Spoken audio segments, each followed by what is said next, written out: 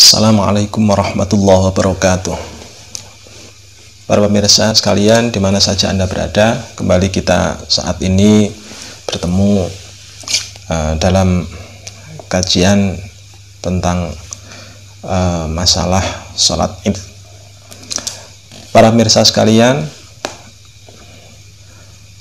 situasi sekarang ini, di tengah kondisi wabah pandemi COVID-19 yang tidak terkendali, menyebabkan beberapa aktivitas kita, khususnya aktivitas yang dulunya itu kita laksanakan dengan bebas tanpa ada kendala suatu apapun, kali ini hal itu tidak bisa kita jalankan secara normal.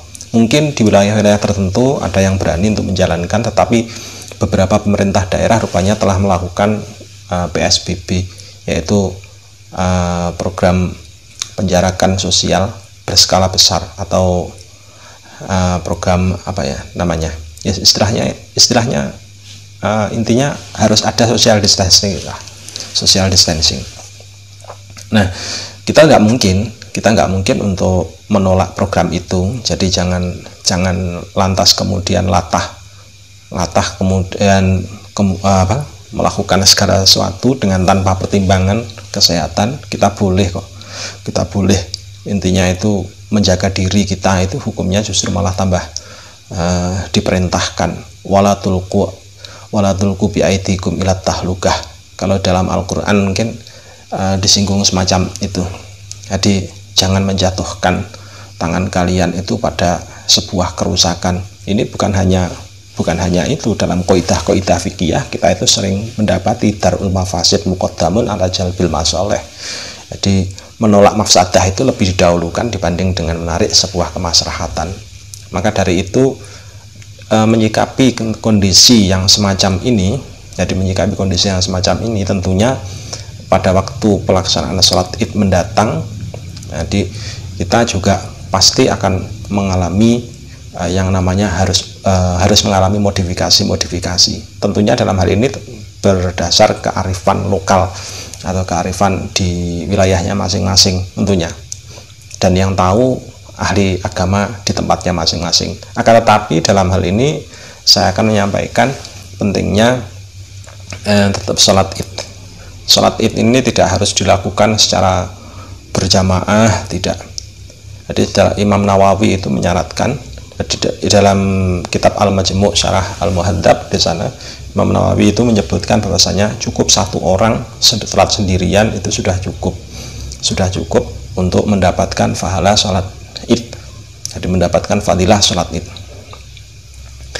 Kalau misalkan kok tidak bisa satu orang, misalkan satu keluarga pun juga boleh. Jadi satu keluarga pun juga boleh untuk melaksanakan sholat Id secara berjamaah. Apakah perlu khutbah? Nah, dalam hal ini nanti ada beberapa pertimbangan fikih. Kalau menurut ulama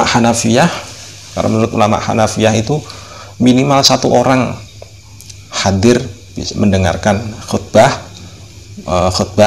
maka sudah bisa dihukumi sebagai boleh untuk mendirikan khutbah. Artinya kalau misalkan terdiri atas dua orang jamaah saja, maka salah satu itu sudah bisa untuk dikhutbahi, ya, gampangannya begitu. Dan ini juga terdapat dalam qaul qadim dari Imam Syafi'i. Akan tetapi syarat minimal untuk pendirian atau iqomah sholat Id yang ada khutbahnya ini minimal harus dihadiri oleh 3 orang. Kalau dalam madhab Hanafi sama madhab Syafi'i, khususnya dalam qaul qadim. Tapi kalau dalam qaul jadid, khutbah itu hanya bisa didirikan kalau terdiri atas 40 orang jamaah min ahlil jum'ah. Jadi min ahlil jum'ah. Kalau dalam madhabnya Imam Malik itu disyaratkan untuk mendirikan sholat Id yang ada khutbahnya minimal dihadiri oleh 30 orang ahli jum'ah. Dari 30 orang ahli jum'ah itu wajib ada satu orang yang memahami bahasa Arab. Jadi wajib ada satu orang yang memahami bahasa Arab. Kalau misalkan kok tidak ada orang yang memahami bahasa Arab, maka tidak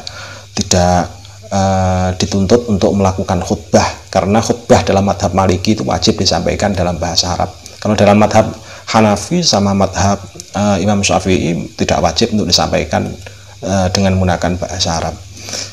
Kalau untuk madhab Hambali ini rupanya sama dengan qaul jadid dari Imam Syafi'i. Jadi minimal syarat pendirian sholat id itu adalah 40 orang. Jadi syarat wajibnya syarat pendirian sholat id yang di dalamnya ada khutbah. Jadi yang di dalamnya ada khutbah itu minimal 40 orang. Kurang dari 40 orang tidak perlu khutbah. Jadi tidak perlu khutbah.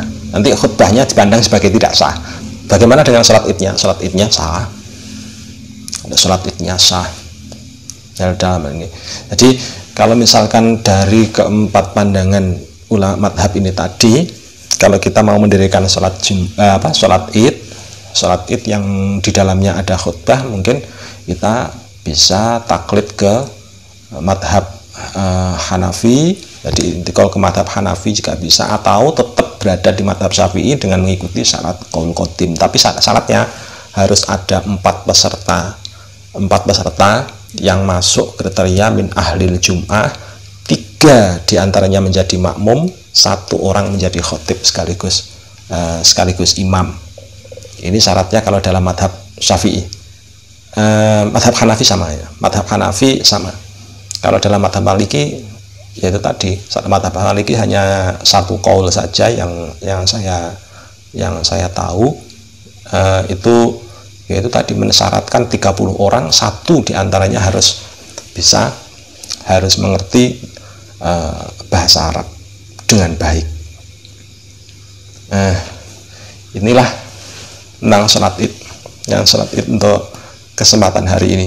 Insya Allah akan kita sambung lagi tentang tema dari sholat id ini. Nampaknya banyak sekali permasalahan tentang masalah sholat id. Sekian dulu. Assalamualaikum warahmatullahi wabarakatuh.